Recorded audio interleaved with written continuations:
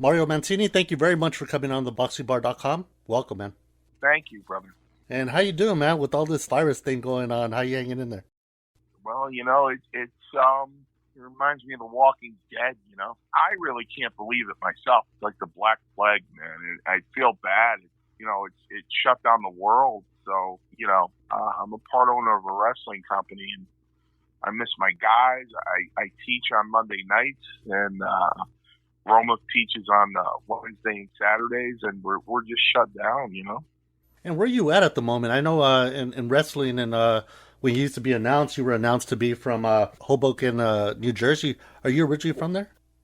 Well, I got lost in Hoboken once, the Lincoln Tunnel, in 1984, probably around March or April of '84. I turned pro in July 31st, about 6 weeks after I graduated from high school. So Tony Altomar was my trainer, and he was tag team partners with Lou Albano back in the '60s. They were called the Sicilians. From what I remember of One that, night in Chicago, they had like the character of like mobsters, and I heard that they really they got confronted by some mobsters at one time and told them, "Hey, you guys better cool it down." Yeah, they did, and he was kind of pacing the floor in the gym, and he's like, "We got to get your wrestling name because nobody's going to be able to pronounce your last name." Mm.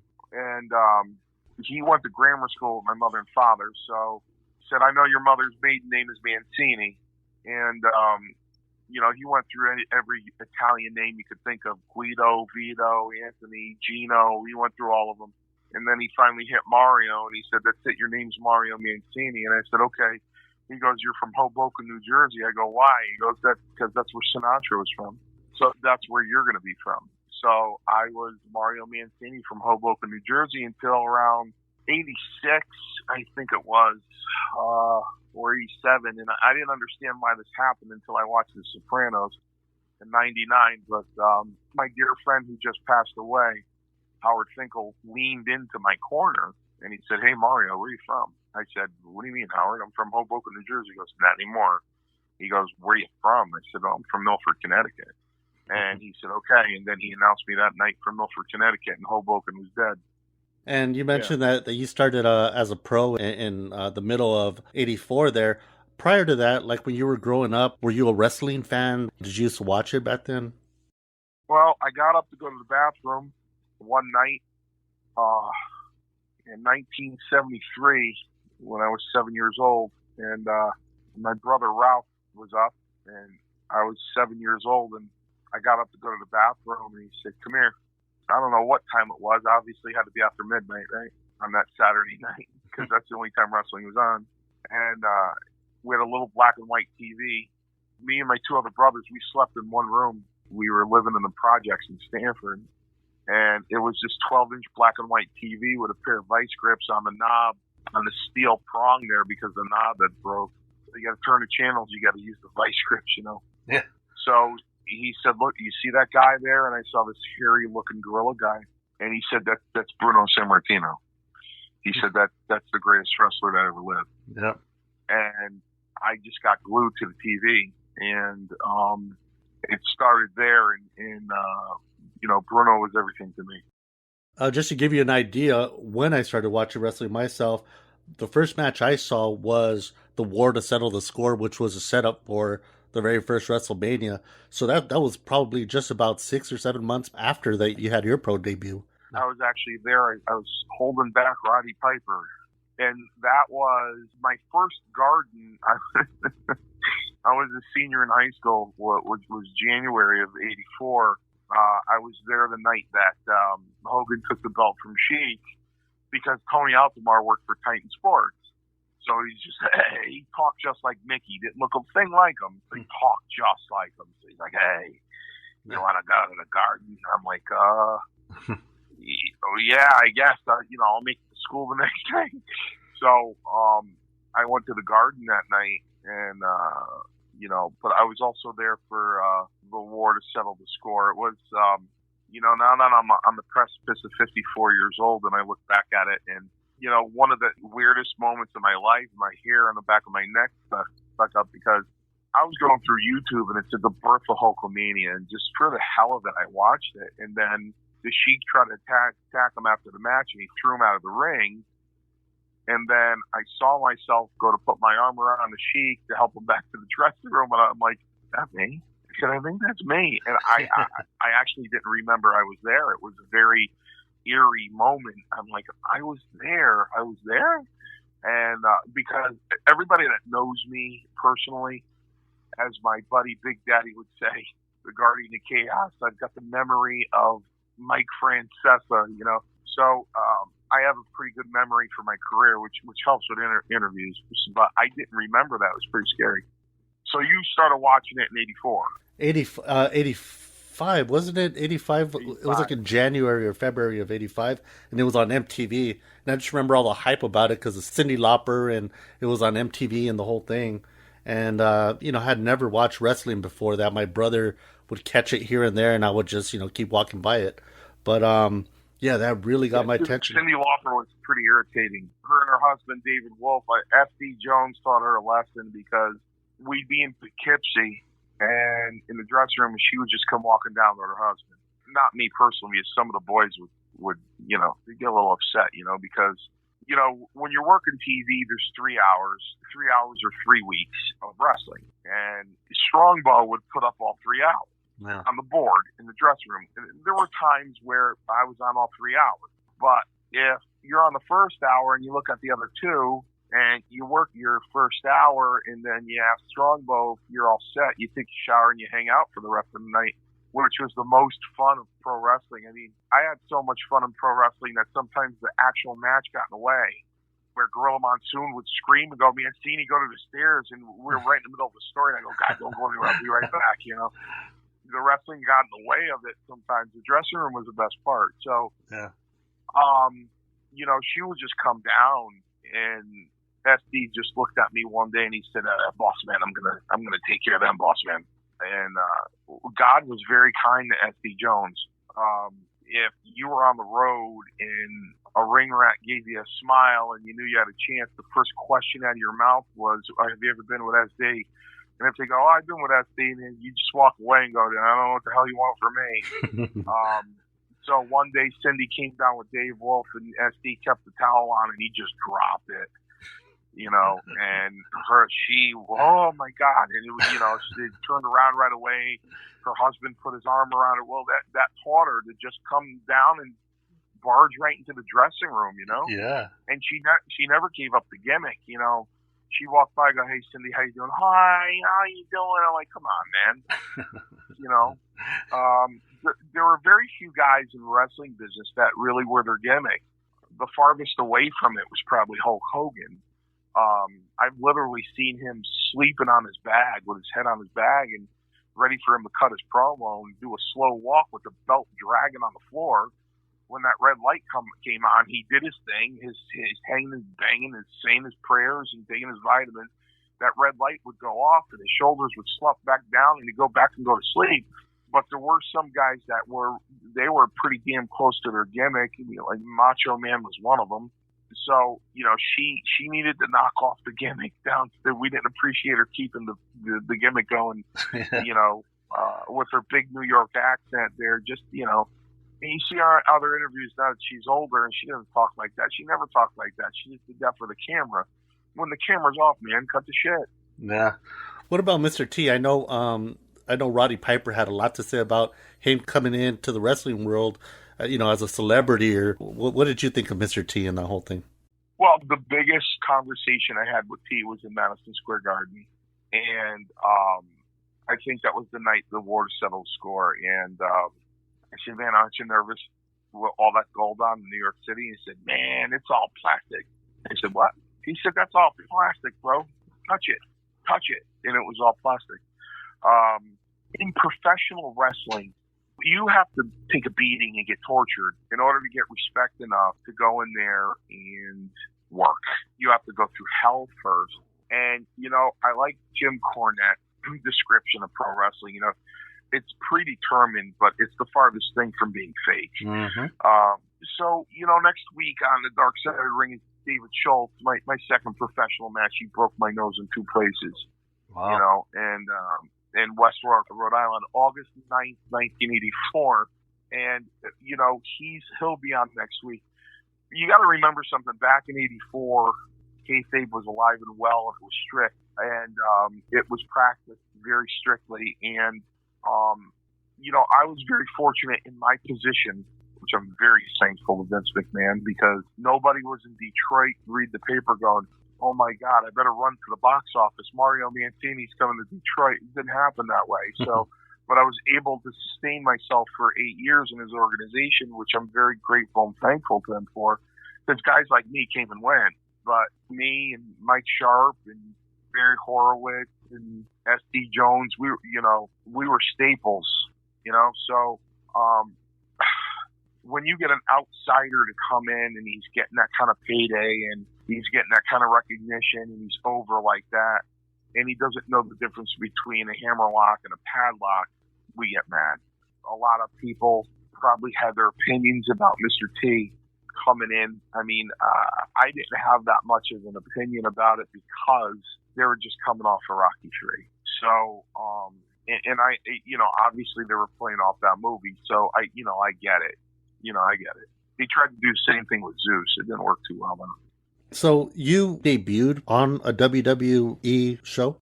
When I debuted my first professional wrestling match, I went to wrestling school from October of '83 to July 31st of '84. I graduated high school June 20th of '84. The next day I turned 18.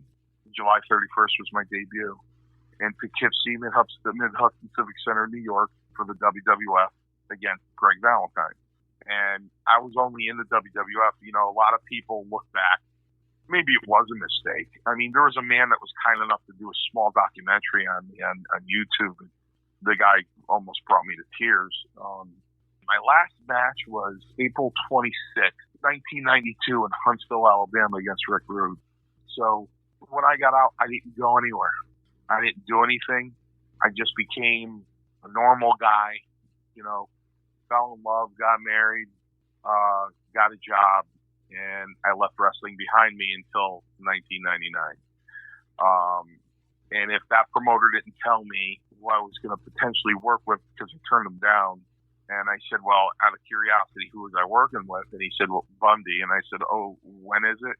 And I went because I loved Chris, and I had a lot of love for each other, because that was his debut match, So there was a nice independent circuit out there. By 1995, he goes, well, what the hell was wrong with you? You're only 29. And I go, I just wasn't interested.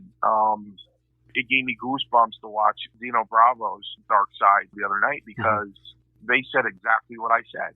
Only I used the Yankees. I said, listen, you're not going to play for the Yankees for 8 years and then drop down to the Mississippi Mudslingers. No. You're just not doing it. In the same breath, though, know this, that I have respect for every single wrestler that ever enters the ring. No matter if you're working for the WWE or you're a small independent company like the one I own, I have respect for every single person that enters that ring and wrestles, because every night they do it, they're risking their lives. Yep. And, a lot of wrestling fans don't know that, but they are. Look how blessed you were to just turn 18 and to go to the WWF. I mean, how many people can really say that now? I mean, how many people have been trying for years just to, break in the mainstream? I mean, that's where you started at 18 years old. The thing about it, too, is it was really tiny back then. And when I say tiny, it was a very small group of guys. It wasn't large. You had Hulk Hogan, and you had Eddie, because Eddie came along with Terry, who was Beefcake. Right. You had Valentine, Santana, Big John Studd. You had Andre. You had the Moondogs, which a lot of people don't remember. Yeah, Moondog Spot and Rex. You had Moondogs. You had Snuka, although Snuka, and I got hammered with a lot of questions about Snuka after the other Dark Side, because I can remember walking into Poughkeepsie, and the Tonga kid was doing a promo going, Piper, Piper, Piper, and Strongbow, not at that time, but it was developing. Strongbow had become my second father. 28 years, and right up to 3 months before he passed away in 2012. He's my second dad. So I go to Strongbow and I go, "Hey, Chief," and he'd always give me a dirty look. He'd go, "What?" I go, "Hey, why is he calling Piper's name? Where's Snuka?" He goes, "Why don't you mind your own business?" I go, "Where's Snuka?" I go, "Why is he that's a quick switch. Why is he yelling Piper's name? Where's Snuka?" He goes, "He had to go for a little while, okay?" And then I went to the dressing room, and SD was at that time my closest friend in the dressing room. SD, after 4 months in the business, was in his brand new Buick LeSabre, and I jumped in it, and we went to Scranton, PA, and he smarted me up to the business. He got me smart, which I really appreciated, because I was green and I didn't know my ass from my elbow, and guys were talking in front of me and I didn't know what they were saying. And I was a boy in a man's world, I didn't know what was going on. Yeah. So SD really smarted me up. So I got in the dressing room, I got SD in the corner, and I go, "SD, where's Snuka?" And he's like, "Rough sex, brother. Don't worry about it, man. He had to go away for a while." I go, "What do you mean rough sex?" He goes, "I don't talk about it, brother." I go, "Okay." So, this big epiphany, in 2020 and all this thing. And did he really do it? Damn, man, we knew he did it back then. Wow. So, but, nobody would talk. Mm-hmm. Nobody's going to talk. It's the rule of wrestling. You know what I mean? In the 36 years I've been affiliated with wrestling, I was asked twice to testify against Vince McMahon, once on a sexual harassment case and the other on the traumatic brain to TBI case. And I'm like, listen, man, I went to law school and I passed the bar. What traumatic brain injury? The lawyer got pissed at me. He goes, "You trying to tell me with all those jobs you did over that period of time, you never had a concussion?" I said, "No, I never hit my head, ever." And he said, "How's that possible?" I said, "Because I was that good." I said, "I never hit my head, man. My chin was always tucked. I never hit my head in that ring, never." I said, on top of it, Vince McMahon never did anything to me, man. That guy could have squashed me in a second. He didn't need me. He did not need me. So I have nothing against Vince McMahon. I have only gratitude and thanks to Vince McMahon for allowing me and to look back at it, and you don't think about it. I've been asked a lot that, "Hey, you were the debut match against The Undertaker. Did you know then when you worked with him for the first time in the WWF what he's going to be?" No, I didn't know he's going to last 30 years. I was Big Bill Bully Busick's debut match too. I was Skinner's debut match too. What happened to them? You know what I mean? So, things get out of whack sometimes, but that's the wrestling business. You said your pro debut was in '84 with Greg the Hammer Valentine, and while I'm thinking about that, he wasn't the Intercontinental Champion yet. He was probably about to become it, right? No, he was. Oh, he was the Intercontinental Champion. I'm going to tell you. I'm going to tell you why. I'm going to tell you why I know this, and it's really going to freak you out, but it's the truth. This was the first class of Tony Altomar's wrestling school.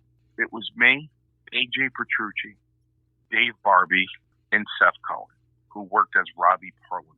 Dave Barbie worked as Dave Barbie, AJ Petrucci worked as AJ Petrucci, and I worked as Mario Mancini. And Tony Altomar trained us for 10 months, like I said, and he said, "You guys are friends, and that's great. You developed a brotherhood, and you've sparred in this ring.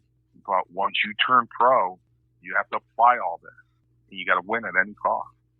So he wouldn't smarten us up to the business. So now I go to Poughkeepsie under the premise that we were going to go work out in one of Vince's rings at 2:00 in the afternoon. So we go to the Poughkeepsie, and lo and behold, he said, "You guys are working tonight. Go downstairs." And I was frozen, absolutely frozen. And he said, "Listen, you're ready. You're good. You're ready." So I went downstairs in the dressing room, and they said, "Go see Gorilla Monsoon." And he said, "You Mancini?" I said, "Yeah." He goes, "Sign this contract." I said, "Do I need a lawyer to look at this?" He goes, "No, if you want to sign this contract, sign it with your real name and your work name." So I didn't even read it. I just signed it. And Tony took me, and he brought me over to Strongbow. And he said, "Mario, this is Chief J Strongbow." Now, in my head, I'm going back to 7 years old, and I'm like, yeah, no shit. So I shake his hand and I go, nice to meet you, Mr. Strongbow, Mario Mancini. He goes, what's your name? I said, Mario Mancini. He goes, no, what's your name? So I told him. And it was important. At the time, I didn't know, but it was important because it was Italian anyway you sliced it. So that went a long way with Chief, because I was one of his own. So I said, anything you'd like me to do, Mr. Strongbow? He goes, yeah. You see that chair? I said, yeah. He goes, sit in it. Keep your mouth shut, your eyes and your ears open, and don't move. I said, yes, sir. So I sat in the chair. About half hour later, he and Tony are talking, and Tony goes, kid, come here.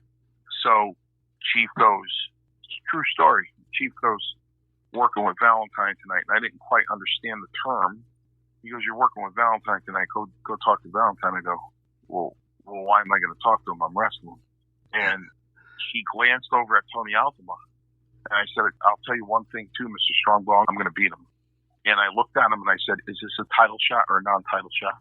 And he gave a glare to Tony like, are you kidding me? You didn't smarten your guys up.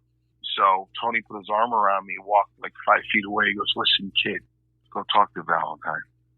So I went up to Greg and I introduced myself. And he goes, how long you been working? I go, this is my first professional match. And, Greg just grunted. He goes, listen, when I slap that figure 4 on you, you keep your legs like a wet noodle. You stiffen up your legs, you're going to hurt yourself. I'm not going to hurt you. You're going to do it to yourself. Do you understand? And I stood there for about 10 seconds, and I just stared at him. And my whole world was crushed. So I said, okay, do I get to do anything? Could I have a comeback? And he said, yeah. I said, well, what is it? He said, after you submit to the figure 4, get off of the canvas and come back to the dressing room. And I went, okay.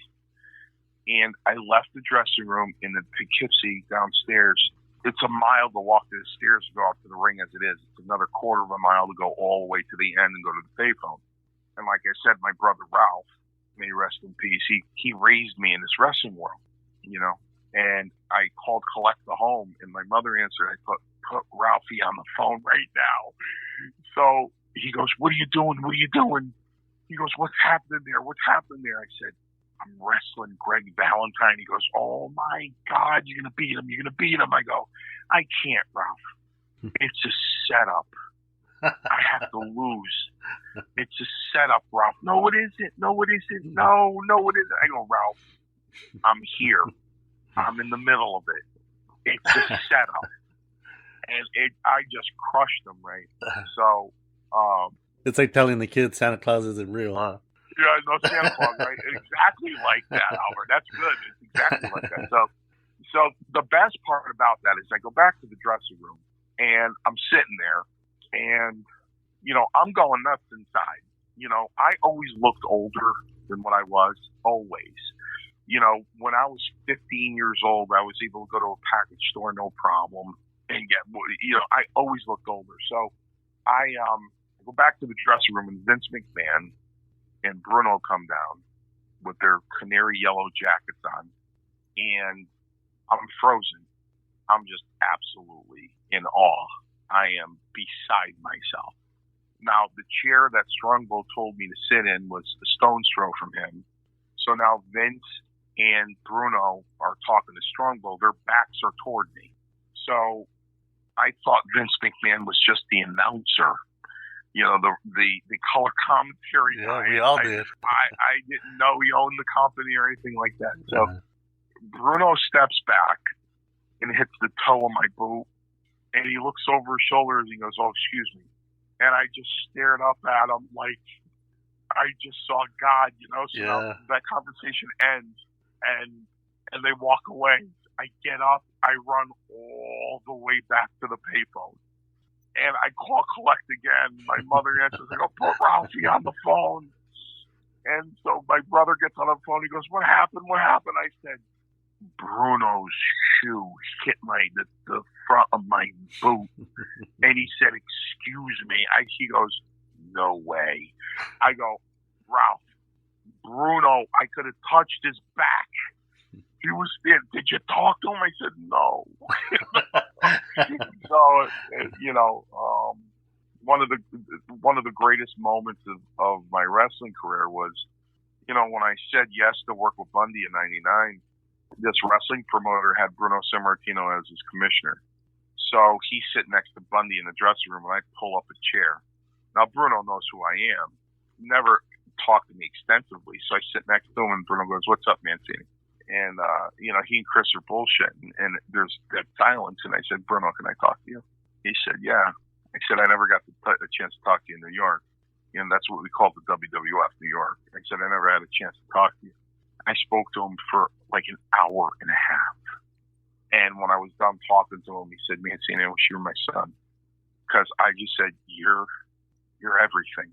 You are the reason why I became a pro wrestler. I said, no other reason but you. And I just went on and on and on and on and on and on and on. So, as they say in the current 2020 society, I marked out to him. So, but it was all, it was all true. When I get in fights in the schoolyard and knock a guy down, my best friend would go, get him, Len, get him, get on top of him. And I wouldn't.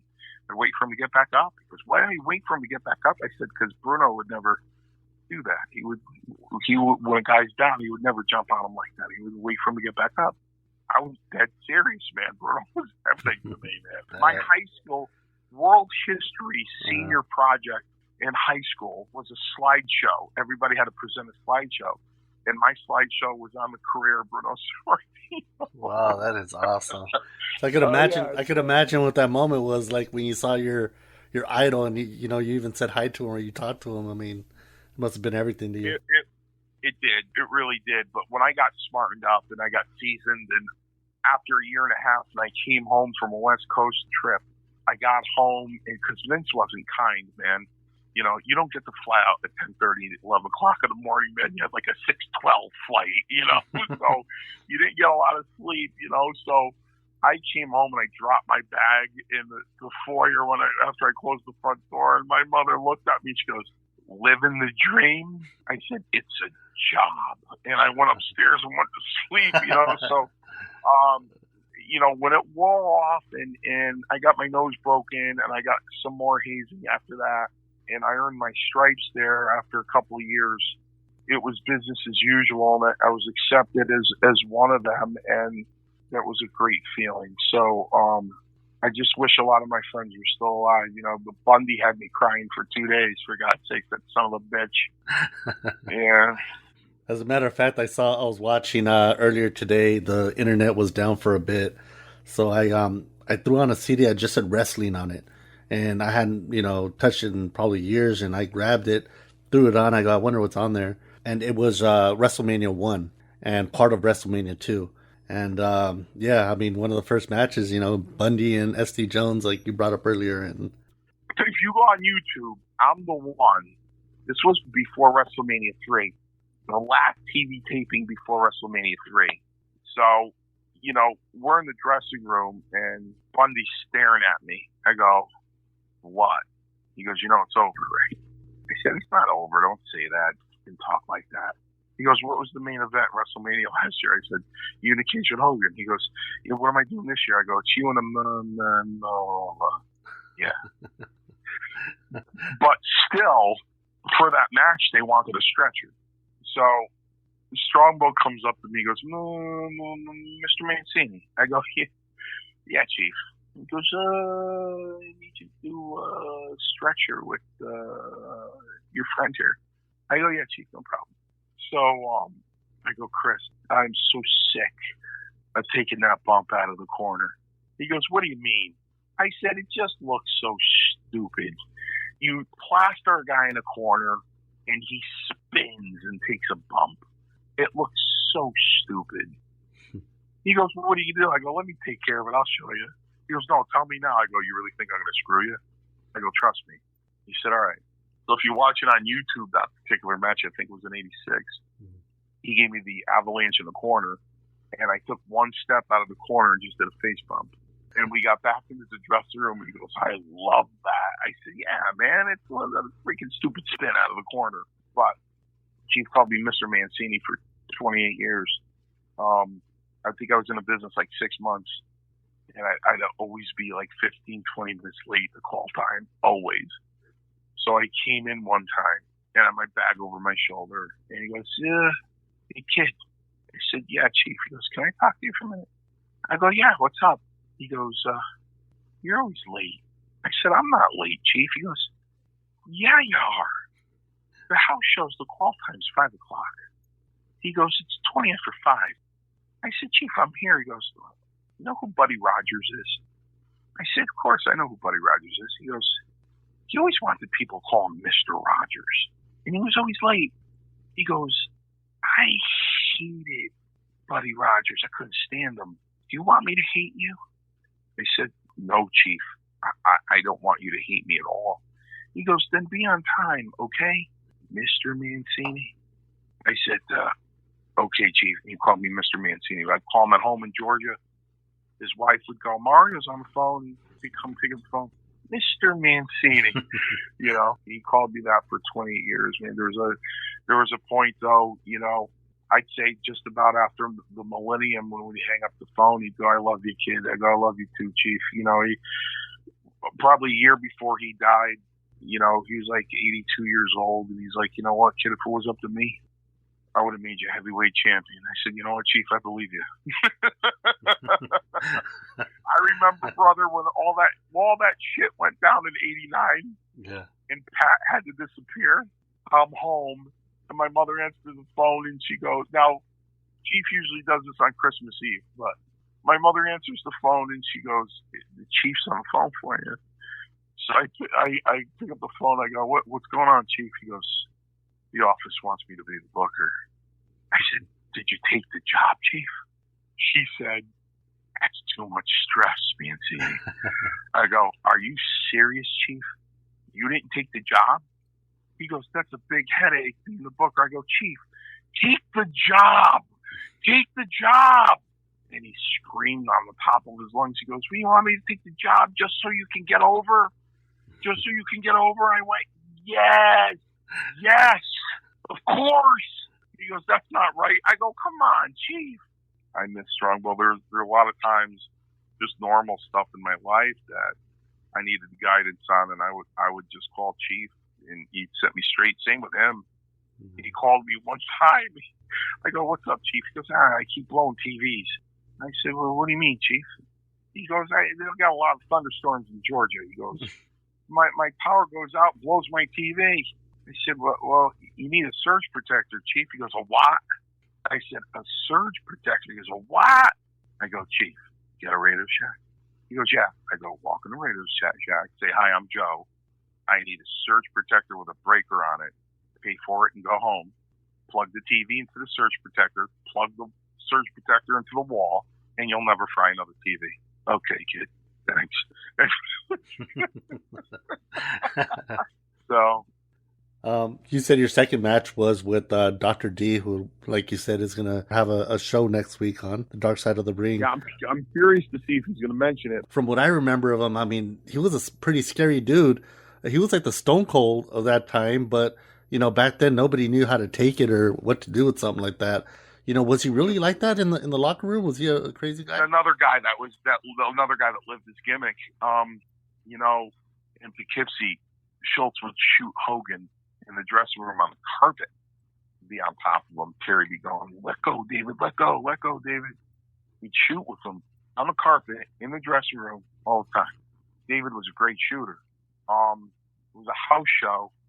Terry Garvin had called me. I love Terry Garvin. I never knew the guy was gay, ever. Had a wife, a couple kids. Treated me like gold. Terry Garvin treated me like gold, and I never knew. I'd walk in the dressing room, he had a big smile on his face. He'd go, Mario, quesadilla. So Terry Garvin calls me, Mario. I'm like, yeah, I need you in West Warwick, Rhode Island at the Music Theater tonight. And I'm like, okay. So it was a house show, and I got there. I brought my best friend with me. He's been my best friend since 5th grade. I brought him with me. So, you know, I go in the dressing room, and it was a setup just like we we had a music theater here in Wallingford called Oakdale. It was the same setup. It was in a round. And I aggravated the chief that night. So Chief goes, I want everybody's attention. So we all shut up and we looked at him. He goes, no turnbuckles. Whatever you're going to call, there's no turnbuckles tonight. Nobody can hit a turnbuckle. So I walk up to him. I go, hey, Chief, what? I said, how come I can't hit a turnbuckle? He goes, because I said no turnbuckles. I said, but I hit a really good turnbuckle, Chief. He goes, good for you. He goes, there's no turnbuckles. I go, I want to know why, Chief. So he goes, listen, kid, the ring is on a round. It barely fit. There's like an inch of the corner post hanging over each side. He goes, you hit the turnbuckles, you're going to push the ring off the round. Oh, I said, okay. So now this is the way I was sitting in the dressing room with Tony Atlas about 10 years ago, and I go, just observing. He was doing an autograph thing, and I went to say hello to him. So we go in the dressing room, we're just sitting there, and these guys are going out over their matches, and I'm like, what are they doing? He goes, I don't know, brother. I try to talk to them, they don't listen. I said, this is freaky. So I couldn't take it anymore. There was a tag team talking over their match. So I got up and I walked over there and I'm listening, and they shut up when I walked there. And I was amazed at the greeting I would get in these dressing rooms. Like they'd line up like a lunch line, one at a time. Oh, it was nice to meet you. Yeah, nice to meet you. So I'm like, wow, I didn't know I'd get a reception like that. So I couldn't take it anymore. So they shut up and I go, why don't you guys throw what you had in for breakfast this morning? You know, maybe stop for gas, you know, then had lunch, then drove here, got out of your car, got dressed. I go, how are you going to remember all this stuff? How are you going to remember all these spots?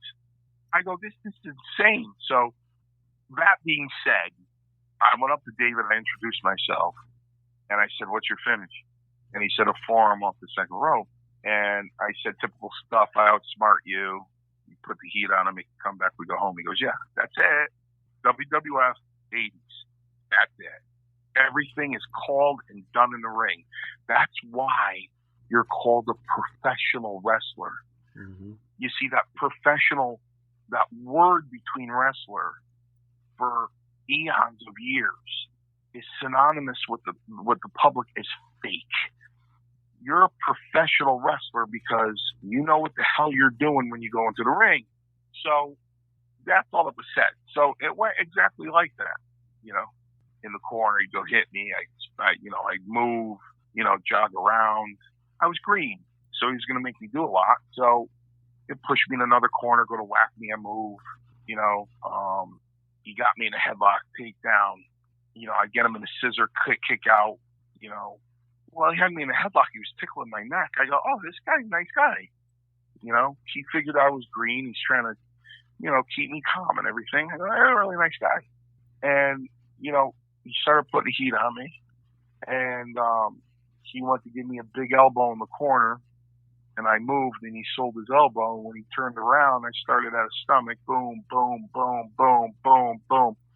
And he goes, the face, kid, the face. And I really wasn't comfortable about doing that yet. And I went to punch him on the side of the neck like we all did.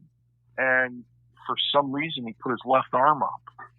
When he put his left arm up, my fist kicked off of his forearm, and I punched him in the face.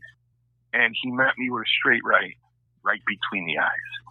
And what began a father-son thing was I was on Queer Street when I was walking back to the dressing room.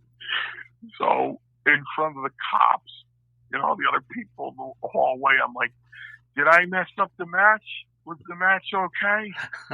Was it all right? I messed up the match? And this was the first of many. Trust me, he did this many times to me. This was the first of many.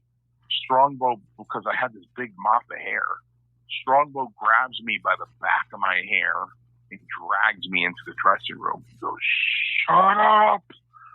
Shut up! And I sat down. I don't think he knew. I sat down. I had my head down, and I looked up at him, and he froze. He said, holy shit, kid. Holy shit, kid. And he looked over at David, and he looked back over at me. And when he looked back over at David, he had a scowl on his face. And he looked back over at me. He said, you're going to be okay, kid. Hit the shower. I'll pay you.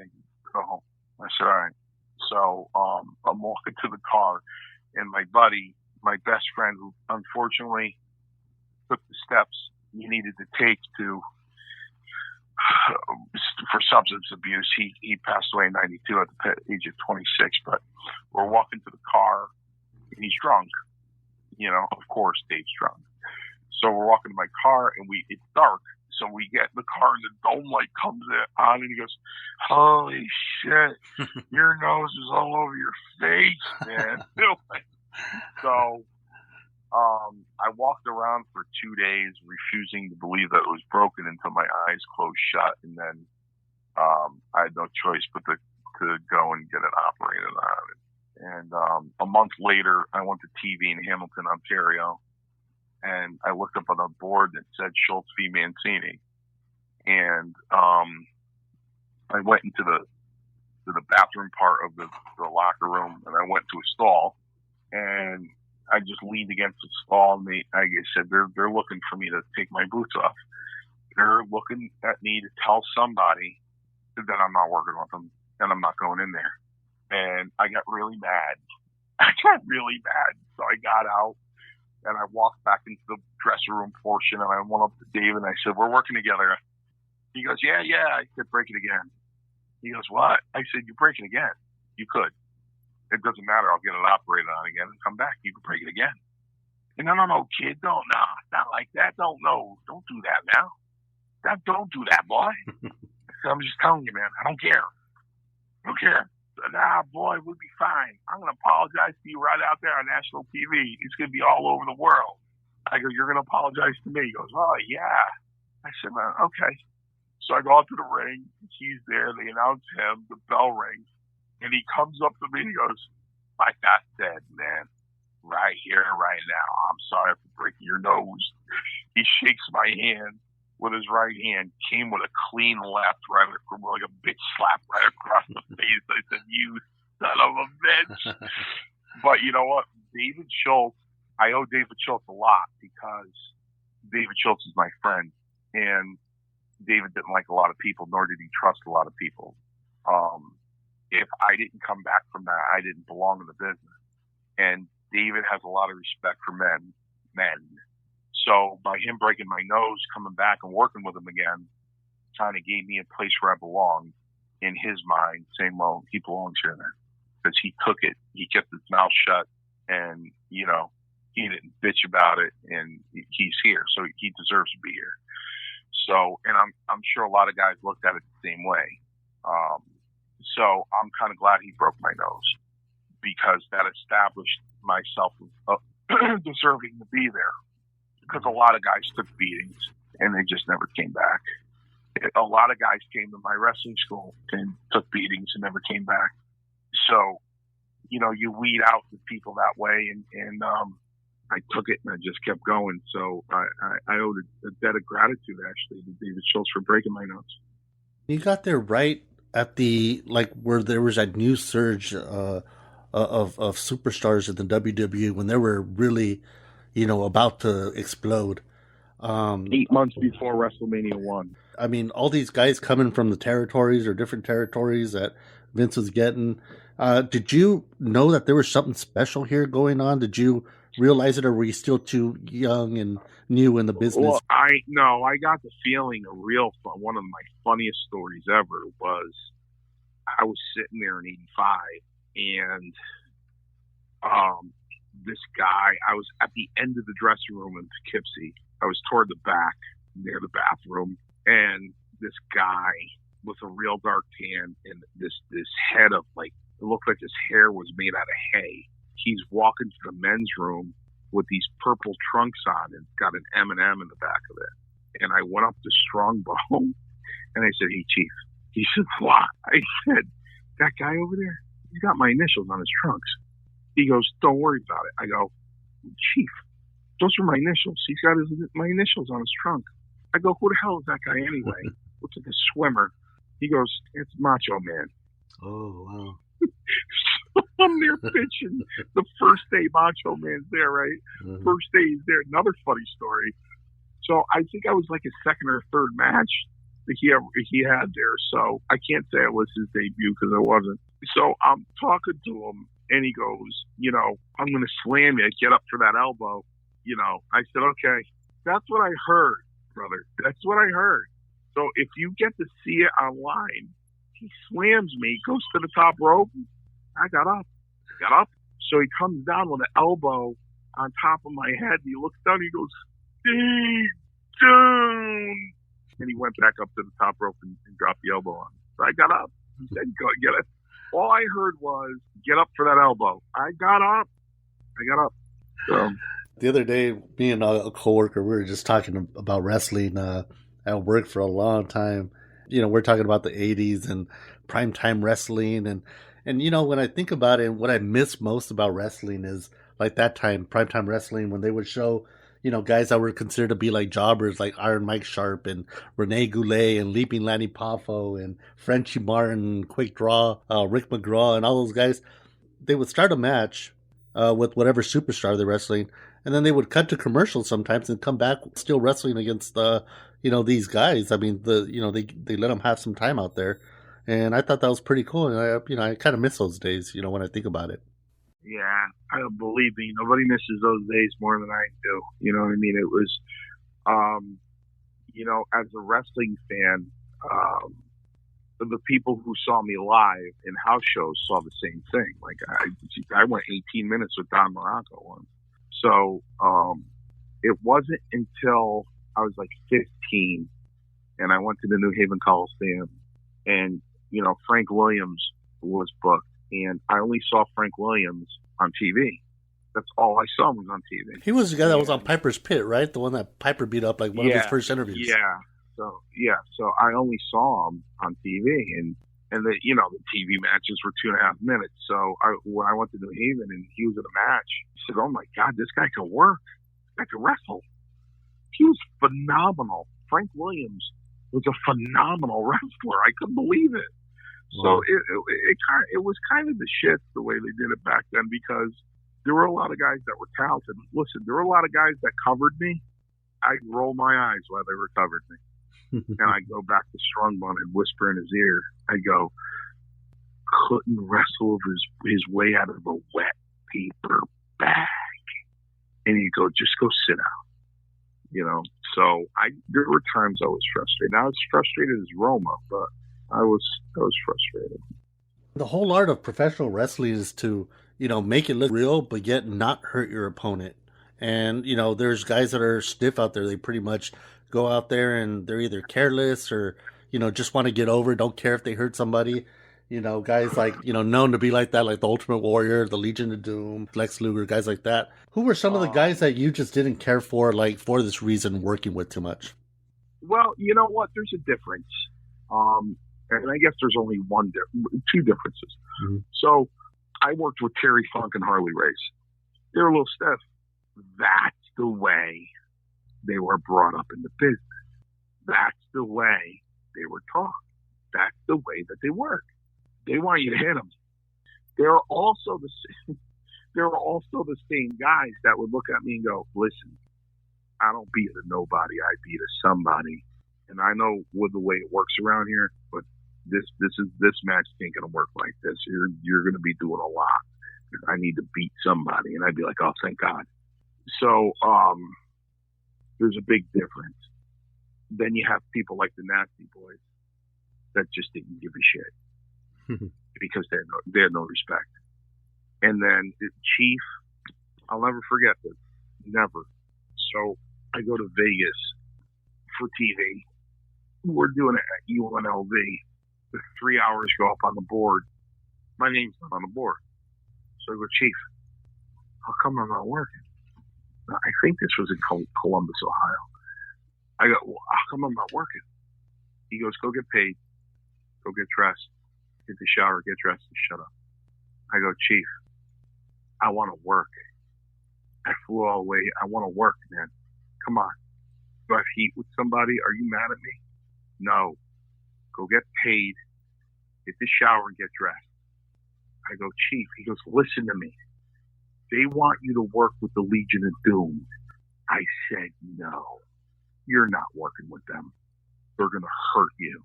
You're not going to get hurt." I said, "Okay, Chief. I'll hit the shower." That was it. So there were guys that were in. Bret was snug. He wasn't stiff, but he was snug. Yeah.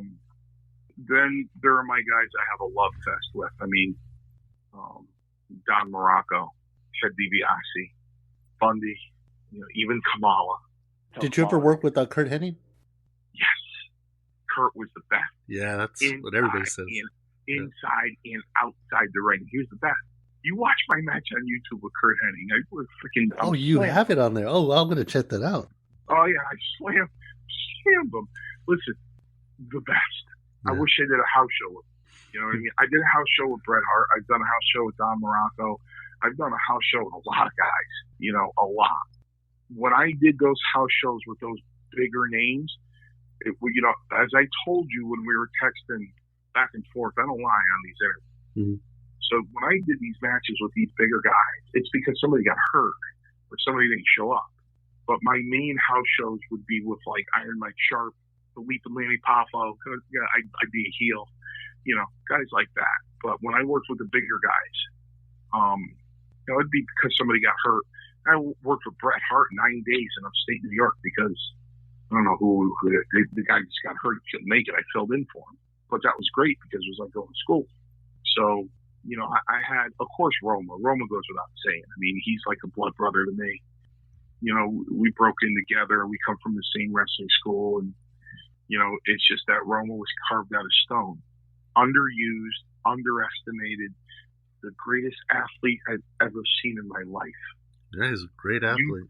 You combine all the sports in the world, Paul Roma is the greatest athlete I've ever seen in my life.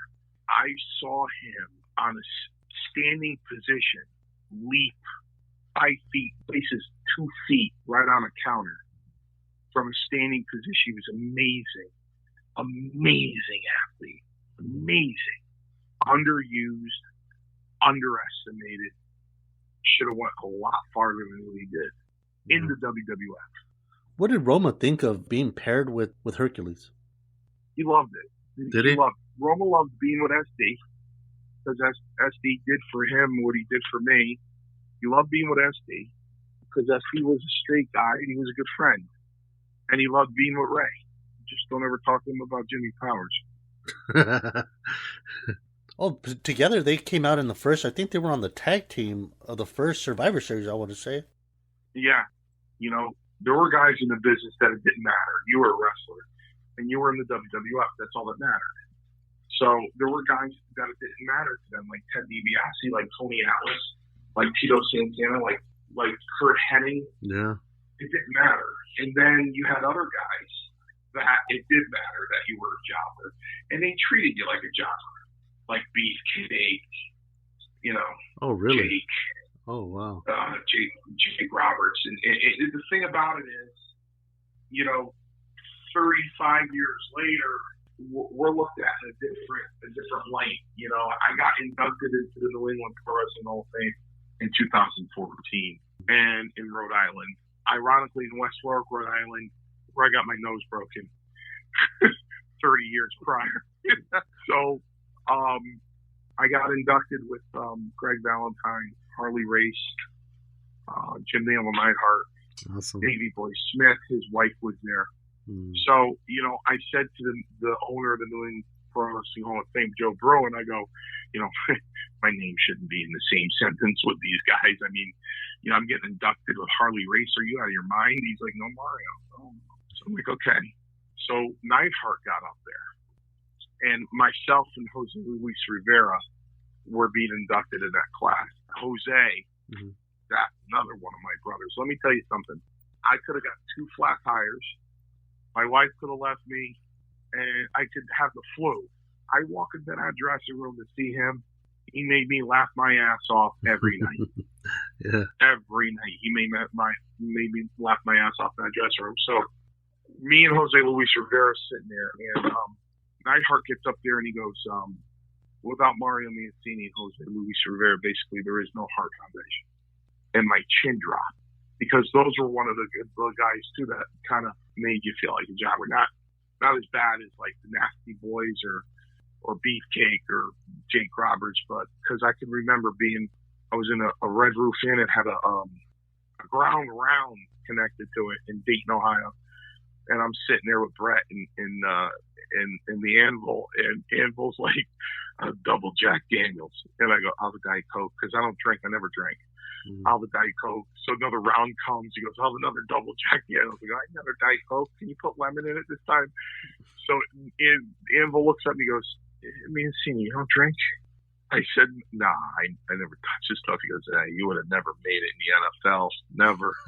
I said, well, good thing I never wanted to try for the NFL. So it was a lot of fun times. And there's a lot of wrestlers that started as jobbers, and of course, naturally, as time goes, like, Mick Foley and Hardy Boys and Paul Roma, even, that slowly they get at least a little push. But what about the guys that go backwards, like the Red Rooster Terry Taylor, and who was somebody in the NWA, had I think the TV title or something at one time, or the guys that go backward, Coco Beware, guys like that they started as doing a little something, but then next they were wrestling as jobbers every weekend. Does that usually mean, when they go backwards like that, does that usually mean they were punished for some reason, or something happened behind closed doors, or what does that usually mean? That's a mistake that I made, because Bundy was a jobber in the early 80s as Chris Canyon, and for the WWF. And he went away and shaved his head and got a gimmick and came back and was over. There's other guys. Hillbilly Jim came in as Harley Davidson. When that happened, it's one of two things. There's nowhere to write you in. There's no room for you. Number one. Number two, you got some heat with somebody. Listen, you ever hear the Outback Jack story? No. So Outback Jack goes out there, right? Mm-hmm. It was, and in fact, it was New Haven, and it was 2 days before TV, because TV was on. It was on Tuesdays and Wednesdays. So it was 2 days before TV. It was a Sunday night show in New Haven. So he goes out there, and he comes in the dressing room. And he goes, I got more heat out there than Hogan. So we go to TV, and it's halfway through the night. I don't see Jack. I don't see him. So I go up to Hogan, and I go, hey, champ, the only one that called me Eminem, the only one. He goes, yeah, Eminem, what's going on? I go, hey, where's Jack? He goes, oh, him? Yeah, you won't see him anymore.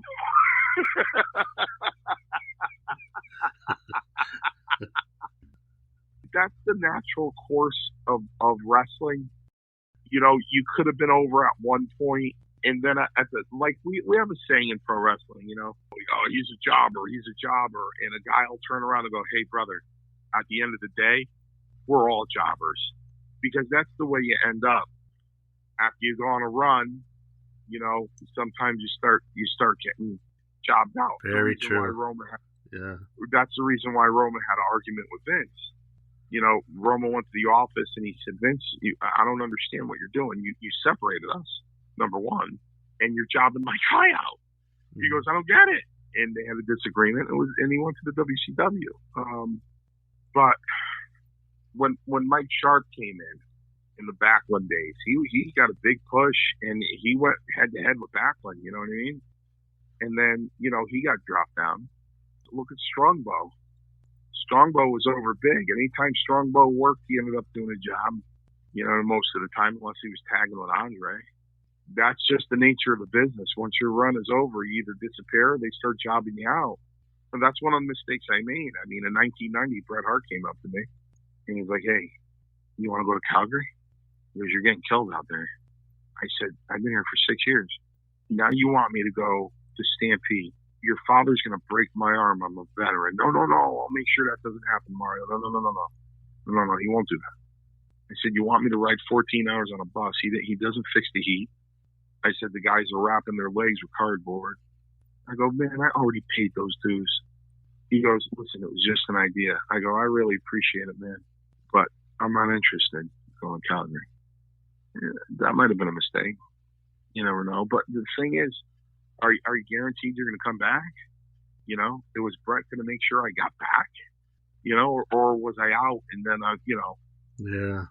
You know what I mean? So I was always afraid to leave because, because even when I came home and people recognized me and they go, "Oh man, you got killed last week on TV. They beat the hell out of you." I said, "They sure did."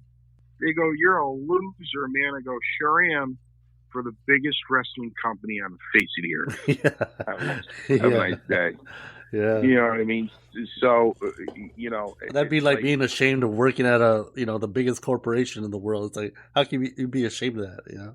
Well, yeah. So it's like I was always afraid to leave, but that fatal day came in Huntsville, Alabama, and the last 2 years I was in, I didn't hold anything back. Nothing. Even working with Savage, I go, "Randy, you think you can hit me with that tricep, or are you going to keep knocking the wind out of me?" So, even DiBiase, as close as I was to him, I go, "Do you really need to smack me in the back that hard?" He goes, "I didn't know I smacked. Oh, you lost 5 finger marks last time." I said, "Easy." I started bitching, and I started like my mouth was really going.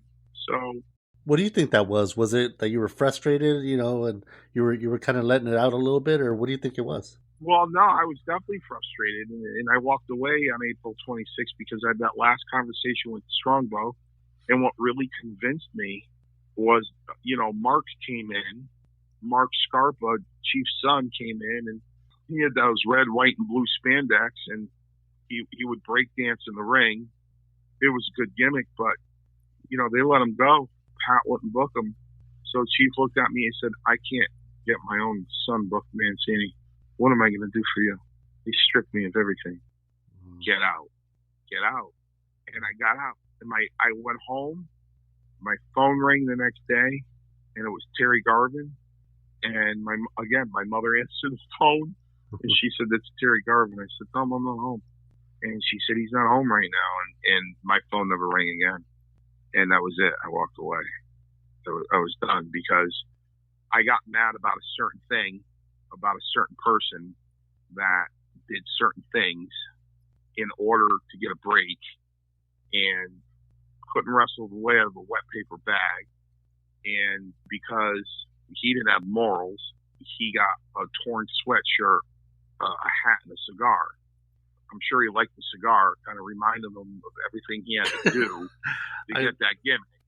So I took a fit when I saw that because we were both there together. We both had the same job. And I know, and the boys knew, hands down, I was a better wrestler than he was. And there was a time, you watch my match with Taker, the longest TV match I had was with Playboy Buddy Rose. Now, if you see my match with Playboy Buddy Rose, you'll see my traps are up. I'm wearing trunks. There's no fat hanging over my waist. You see my shoulders separated. I was all juiced up. So it was like the end of 89, 90, before they made steroids illegal. So they can't say that I didn't look the part. The one thing I'm angry about that Buddy Rose match is that Bruno wasn't announcing it, because Buddy was 317 pounds. And at that point, I was competing in the American Powerlifting Association at the 242-pound weight class. I competed in powerlifting from 89 to 92. And I slammed him. I don't give a shit if he gave me the hand on the knee, the little lift up. I had to hold him up there. And I slammed him. And I know Bruno was announcing that. He would have said I just displayed a great test of strength there. And, it was just looked over. No one ever said a word about it. It was just looked over that I slammed the guy. So, I was really pissed. I went to Vince with some ideas over the years. One he liked a lot, never did anything with it, One he got mad at me for, because I mouthed back to him. Chief had to save me. I told you, God damn it, stay away from him. Because I went up to Vince. I said, "Vince, I got an idea." He goes, "Yeah, what's the idea?" I said, "Put a tool belt around me, red hat." I said, "I already got the finish. Come off the top rope, spread my legs, and ass bump the guy in the chest, just like the video game. I go, call me Super Mario Mancini." Yeah, there you go. He said, man, I have to pay Nintendo. I go, yeah, you pay Marvel Comics. We got pissed. The other one he loved, I said, hey, Caesar, can I talk? Now, this is when I was seasoned. Mm. I was accepted. I go, hey, Caesar, can I talk to you for a minute? That was his name. He goes, what's up, Mancini? I said, can I get a doll? He goes, you want a doll? I go, yeah, Caesar, it'd be nice to have a doll. And he goes, hey, what's so special about your doll? I said, my doll comes with a stretcher, an ambulance, and 2 paramedics. And he said, oh, that's not bad. I like that. I go, well, never happened. You know, I got out when I got out. And then I did that in 99 with Bundy. And 2007, this kid got a hold of me and at my job. He was like, you Mario Mancini? I'm like, yeah. He goes, I want to be a wrestler. I said, good for you. I said, there's only one problem, kid. I don't have a building. I don't have a ring.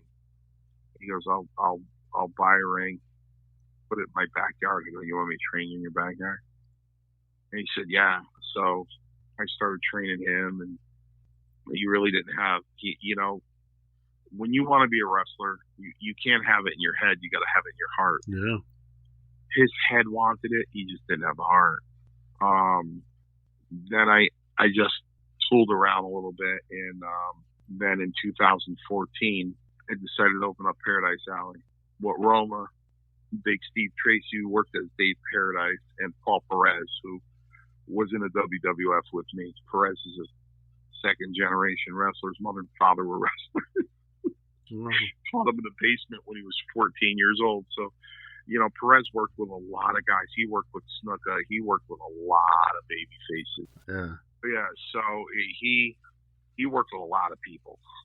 And he was a great wrestler. He was a really good worker, Paul Perez. I mean, really good.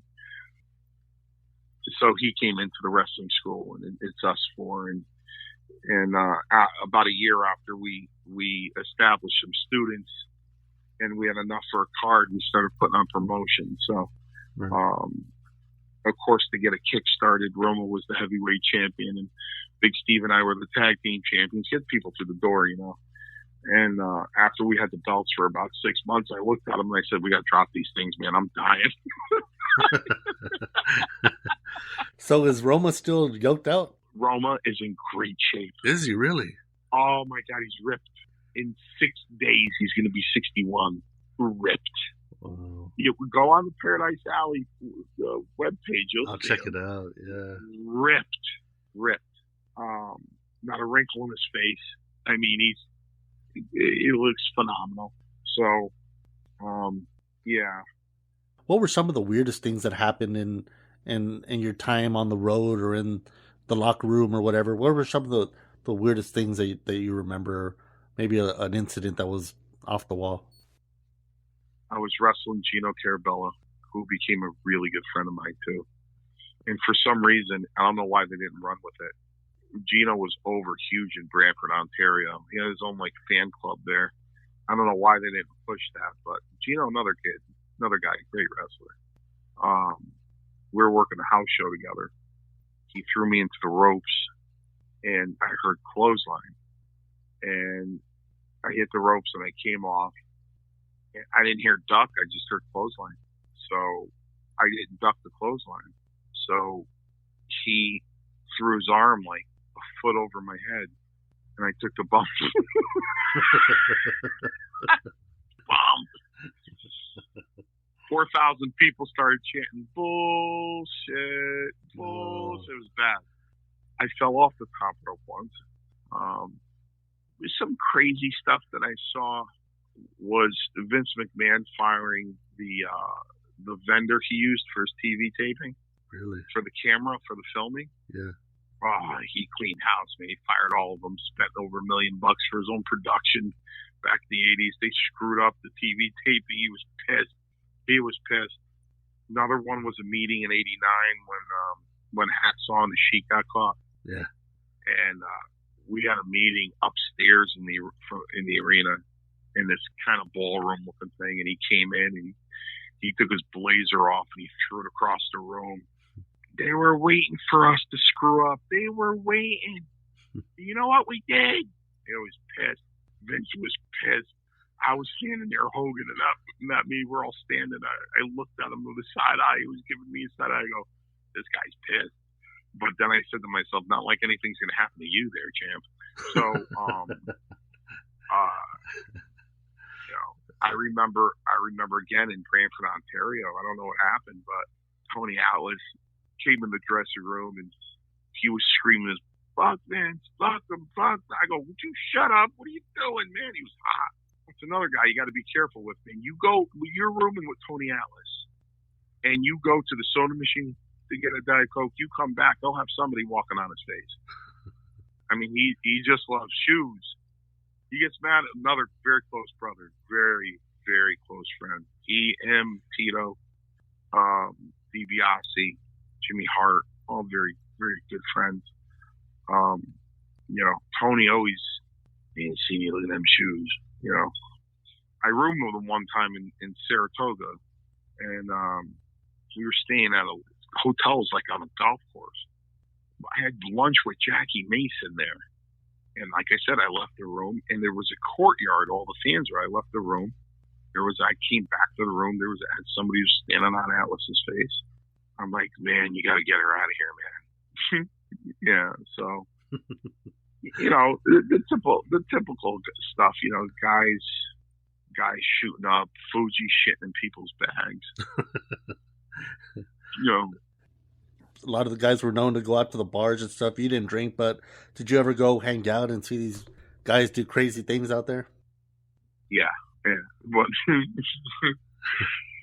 they found a woman one Sunday morning on the side of on the highway. Mm. I think it was in upstate New York. She was like rolled in a carpet.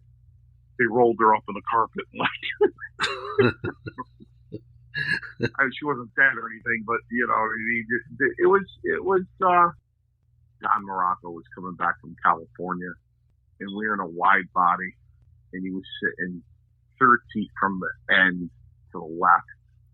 I was right in the middle. It was a long row. We were all sitting there, and Donnie was drunk. He's like, "I gotta take a piss."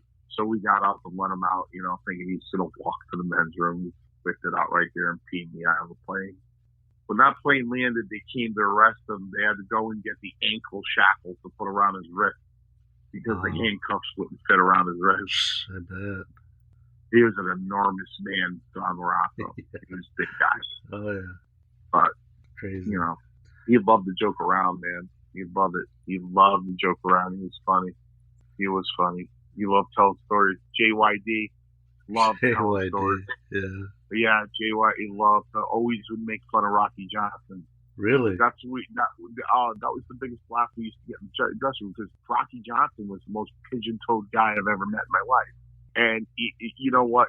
When he would chew, he would put like half of the tin of Copenhagen in the bottom of his lip, so his lip was out like 3 inches. And he's walking around trying to talk to people, and he's walking around knock-kneed with his pigeon toes. And, everybody would make fun of that, try to imitate him walking and everything. It was hilarious. Man, you worked with a lot of these superstars back then and some huge stars, all the way till now. These guys are, immortal now. What did you think overall of, let's say, like you were saying, the champ Hulk Hogan? I mean, I'm pissed at him. I'm pissed, and he owes me. I don't care what he says or anybody says. He owes me, man. Listen, before WrestleMania 1, I did that pile driver on the concrete floor with Orndorff to get that match over. I did a stretcher with Savage before I think it was WrestleMania 4 when he was working with Savage. Mm-hmm.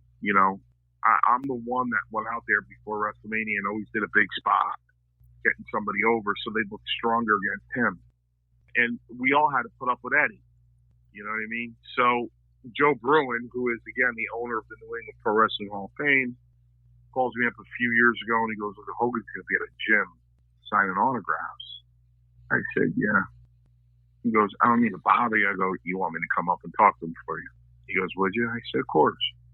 So there was a massive line. And I said to myself, you got to try to tell me I got to stand in this fucking line. Are you kidding me? But you know what? I didn't want to be rude, and I didn't want to fight with anybody or anyone like that. So Hogan shows up with Jimmy Hart. I finally get up there. Jimmy's eyes come out. Hey, Mario. I go, what's going on, brother? We hug. And even Jimmy was upset because I got in front of Hogan. He had his head down signing. He had an assistant next to him, this girl. And she hands me the autographed picture for me to keep moving along because there were like, I don't know, 500 people. And I laughed and I said, no, sweetie, you can keep this. So Hogan looked up when he heard that and he goes, Eminem, what's going on? And I go, listen, man, I need to ask you something. We go, shoot. So now the security guy goes, sir, you got to keep moving along. I go, no, I just got to talk to him for a minute. He goes, no, you have to keep going. And I said, I just need to talk to him for a minute. I'll be fast. Sir, I'm sorry, you have to leave. And I go, no, the guy, 30 years, man. I got to talk to him for a minute. And Jimmy is like looking and he's almost speechless because he doesn't know what to do. And cop came and grabbed me and said, you got to get out now. And I got out. And I called him every name in the book on the way out to the parking lot. That big, bald-headed goof motherfucker that couldn't wrestle his way out of a wet paper bag. That big goof, he's fucking 6'8", bullshit, no talent in the ring. Gimmick made him all his money. He couldn't, not a grappler. Oh, wow. I was good at everything, man. Yeah.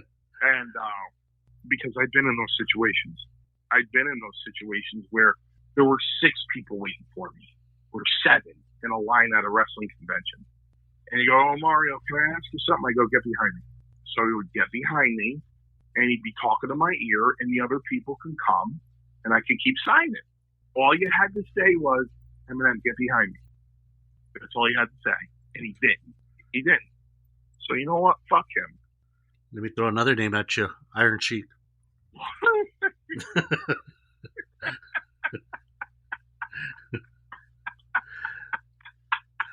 That laugh, it sounds kind of evil, but yeah, it's good or bad. Nah, Sheik's the best. Now you're talking about the best, the Sheik. Now you're talking about the best. Mancini. Come here, brother. What, Sheiky? What do you want? Hey, brother. You know anybody that got any blow, brother? No, Sheik. I don't know anybody got any blow. You Sheiky wants some blow, brother. I know. The best story in the world. Best story in the world. They're staying. I don't know where they were staying. Somebody broke into their room. So now they're in the lobby, right? And the police are there. And the Sheik is screaming. Now, Nikolai was so cheap that he had his own hot plate and a pot and a pan. And he'd go to the grocery store and cook in the hotel room. So cheap Nikolai was, right? So Sheik's going, I had my medals, and they stole this, and they stole that. And Nikolai goes, and they took my hot plate. He's going, and they took this, and I want it found, and Nikolai goes, and I want my hot plate. And he's going, I want these fuckers caught. I want these fuckers caught. And Nikolai goes, I want my hot plate back. And he turns around and goes, Nikolai, fuck your hot plate, brother. Fuck you, fuck your hot plate. Another one is he goes on a plane. She's got a middle seat. Ask Roma. This is God's honest truth. Roma was there. So he's got a middle seat. And he goes up to the woman and he goes, excuse me, ma'am. I am the Iron Sheik, WWF heavyweight champion. Please, ma'am, can I sit on the end? You sit in the middle. She goes, no. Please, ma'am. I need to sit at the end. You're too big. I can't sit in the middle. She goes, no. You fucking whore motherfucking bitch. You fucking slut motherfucker. She starts nerving out, and a couple stewardesses come up, and she goes, you gotta hear the way this man is talking to me. I feel threatened. Sir, what did you say to him? And she turns around to both of them and goes, I sorry, no English. Rowdy Roddy Piper. Piper was great, man. Yeah. Well, Piper was a great guy. Never got a chance to work with him one-on-one. Quiet, very quiet guy.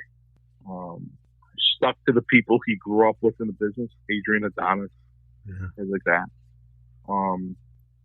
Not a real big joker in the dressing room. Just kind of quiet. And, liked being there, appreciated being there, talked to everybody, but not really a clown, Yeah. The Ultimate Warrior? What a 180 that was. So we're in Texas. Jimmy, that's his first day there. So I introduced myself to him. And he's the Dingo Warrior, So I go, my God, bro, you're enormous. I'm not an ounce of fat on a guy's body. I look up at the board. I go, listen, when you get out there, just destroy the motherfucker. Destroy him. Don't give him anything. I said, don't sell a thing. Like, this true story. Don't sell a thing. So he kind of stuck to me because he was nervous. He goes out there. The heel gives him a couple punches to the stomach. He registers him. Doesn't sell him, but he registers him. So that means he bent his waist over a couple times. Mm-hmm. He didn't exactly pull his hands to his stomach to sell it, but he registered. And I said, man, this kid didn't listen to me. So he comes back to the dressing room and he literally stands next to me and he said, how was that? I go, well, I got to tell you. And all of a sudden I looked and Pat was running toward him behind him. And he goes, hey. So he turned around and looked at Pat and he goes, Jimmy, you don't sell anything. Nothing. Zero. Don't do that again. And Pat walked away and he turned around and he looked at me and I shrugged my shoulders. It went to that to a year and a half later at TV somewhere, and Vince always had it catered, So he was sleeping on his bag. His head was on his bag on the floor. And I go, Jimmy, dinner. And I kind of nudged him with my toe on his butt, and he came up with a sweeping kind of kick to hit me. And I said, okay, guess you're not hungry. And he broke the record for being on the road straight. He didn't have any rest, man. He was like on the road for like 268 days or something straight. So, he got cranky really quick. Another guy, psychology of wrestling. Your wrestling has to get you over unless, you have such a good gimmick and you're a freak that you don't have to worry about the wrestling. The gimmick alone will do it for you. Ric Flair. Ric Flair was a good guy. Emotional, joker, alcoholic. But he's a good old boy. He's the face of pro wrestling. He's the guy. You know what I mean? But he was nice to all the boys, all the guys, and very respectful. How about Andre the Giant? Andre either loved you or hated you. That's what I heard, yeah. So no middle road for Andre. So I was in that Buick with Sabre with S.D. Jones. We went over Andre. He said, do not go up to Andre. Do not introduce yourself to Andre. Do not look over at Andre. If Andre comes to you, you got to make. Don't bother Andre at all. I said, okay. I stayed away from Andre. About 6 months that I was into the business, I had a match with Mike Sharp, a house show. And there was a monitor in the dressing room. And so I got back into we'd always go like 17, 18 minutes. So I get back into the dressing room and the sweat streaming off of me and everything. And I'm just sitting there with my elbows on my knees, kind of just looking down. And I hear, "Hey." And I look up and it's Andre. And I go, "Yes, sir. You work hard in the ring." I said, "Boss, thank you so much." I said, "I have to tell you right now, I could take these boots off and never wrestle another day in my life. And I'd be happy because you just said that." And I put my hands together and I bowed. And I said, "Thank you so much." And he nodded his head. And then that same year we were in Chicago, and the dressing room didn't have any chairs, but it had a big thick bench connected to the wall that went around in a horseshoe. and I was sitting there next to Andre, and there was a leak, and it kept dripping on his leg. So I go, boss, let me move over a little bit. He'd scoot over. And it kept dripping on his leg. Well, to make a long story short, before you knew it, I was scrunched up against the wall, my face against it. So I finally looked at him and I said, boss, I'll go sit somewhere else. And I stood up, and he took his arm, and he just pushed me a little bit, and it got me off my feet, and I in the air, and I sat right back down on my ass, and I said, I guess I'm going nowhere, boss. And he went, that was it. Yeah. I was okay with Andre. Wrestlers would try to get in as extras, and then he'd always kick them out of the dressing room. Always. Get the fuck out of here. Always. Kick them all out. Well, I'm like, as long as Andre's not kicking me out, I'm good. Bret the Hitman Hart. Bret was a good guy. I have the most respect for him because he cared about the wrestling. Yeah. He cared about the art of pro wrestling. And it sounds like he cared about the people in the locker room. I mean, he offered you to go to his dad's to Stampede, during that time. Yeah. So I love him. I don't have a bad thing to say about him. A lot of guys do. But he was nothing but ever kind to me. We worked together very well. I was fortunate enough to do house shows with him other than TV. He was just a good guy. I liked talking to him. Going into the ring at 2 o'clock in the afternoon. Going around there just working up a sweat, working out in the ring because he cared about the craft. He cared about the profession of wrestling. He cared about moves, scientific wrestling. He cared about the tradition of the sport too. Well, in '85, he was kind of light on that. Mm-hmm. But then he flourished into the Hitman and all that stuff. You know what I mean? I look at it as, Vince give it, Vince take it away. That's why he tested everybody. Vince McMahon would take a guy who's over like crazy, and on a house show, an agent go up to him and go, I need you to do a job. Now, the correct answer to that agent is no problem. But the guy's been over for like 6 months now, and he's like, what? So Vince's thing is, listen, you're over because of me. I'm making you. I made you. Okay? You're over because of me. All right? So why would you disrespect me like that? You know what I mean? So Vince is the one that's putting you on TV and putting you over. Do what the man tells you to do. Right. You know what I mean? Because he's the one that's pushing you. In the biggest wrestling company in the world, he's pushing you. All right? And he's getting you over on the TV. Now he's testing your ego. Because Vince McMahon is the one that made you. Those paychecks, I'll never forget it, man. Never. Again, in New Haven, I'm talking to Hogan. All of a sudden, he looks over my head, because he can. And Eddie's walking down the hallway. He goes, check this shit out. So I turn around, and Beefcake is walking down the hallway toward us with a full mink on. Full mink. Right down to his ankle. And Terry goes, Eddie, what the fuck is that? And he's got that shit-eating grin on his face, and he goes, it's your main coat, man. You like it? And Hogan goes, let me tell you something, man. This gravy train isn't forever. It's going to end. You got to save your money. Yeah. And that's why guys get pissed at Vince McMahon, because they're on top 3-4 years, they're making a ton of money, and they're spending a ton of money because they don't think it's going to end. Exactly. And all of a sudden, when it ends, they spent all their money and they're mad at Vince. They're mad at Vince, yeah. You know what I mean? Yeah, listen, when I broke in, Vince was looking for workers. He didn't give a shit if you were 7 foot tall. If you couldn't work, he didn't want you.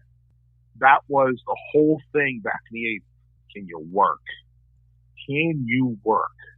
I watched an interview with Vince McMahon a few years ago, and he puts his hand under his chin and the other one on top of his head, and he said, your whole profile's right here. I'm like, really? Really? Boy, that wasn't what it was years ago, because nobody was going to look at the missing link and go, what an attractive guy. No one's going to look at Dewey Robertson like that. At the moment, you have a podcast with Chaos there.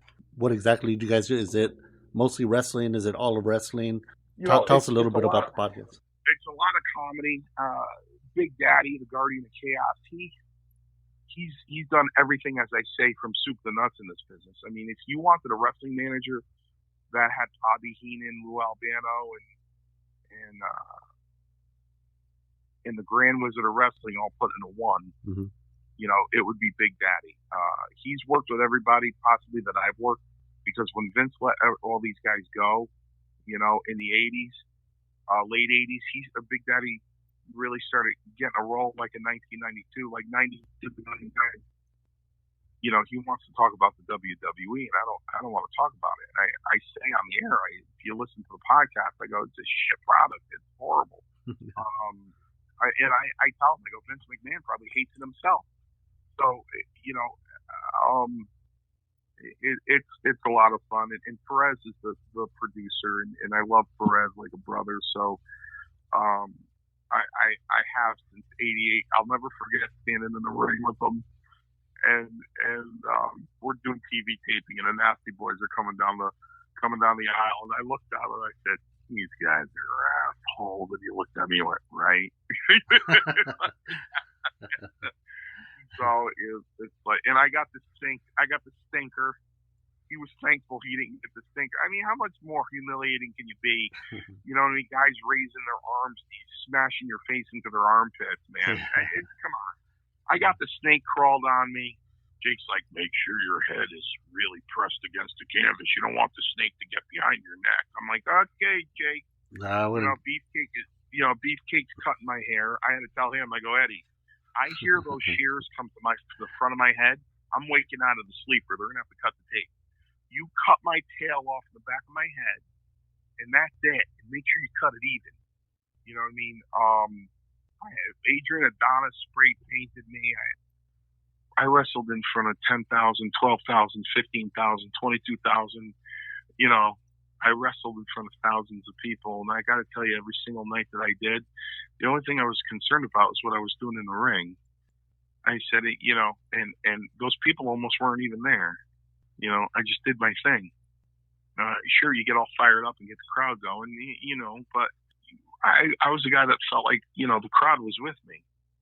Well, Mario Mancini, thank you very much for coming on to the Boxing Bar. I appreciate your time, man. I think I took up like 20 hours or so, but you know, thank you very much for coming on. It's only 10 minutes for free.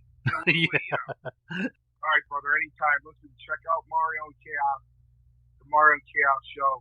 If you Google it, it'll give you all the episodes. Hopefully, it's entertaining to you.